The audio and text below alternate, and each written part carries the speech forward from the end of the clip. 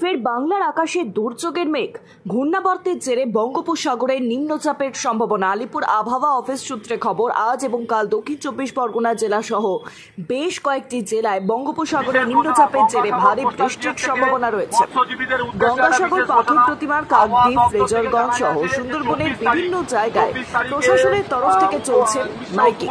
মৎস্যজীবীদের জন্য শিকারের ওপর নিষেধাজ্ঞা জারি করা হয়েছে মৎস্য দপ্তরের তরফ থেকে। গঙ্গাসাগরের কোস্টাল থানা ও ব্লক প্রশাসনের পক্ষ থেকে চলছে মাইকিং। মৎস্যজীবীদের মৎস্য শিকারের উদ্দেশ্যে যেতে নিষেধ করা হচ্ছে মাইকিং এর মাধ্যমে। সকাল থেকে বৃষ্টির দেখা না পাওয়া গেলেও কালো মেঘে ঢেকে রয়েছে সুন্দরবনের বিস্তীর্ণ এলাকা।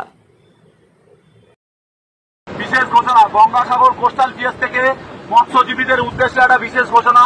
আবহাওয়া দপ্তর থেকে জানা গেছে যে 24 তারিখে উড়িষ্যা উপকূলবর্তী ওয়েস্ট বেঙ্গলের সব জায়গায় নিম্নচাপ এবং আবহাওয়া খারাপ হওয়ার জন্য মৎস্যজীবীরা যাতে সমুদ্রে না যায় তার জন্য নিষেধাজ্ঞা।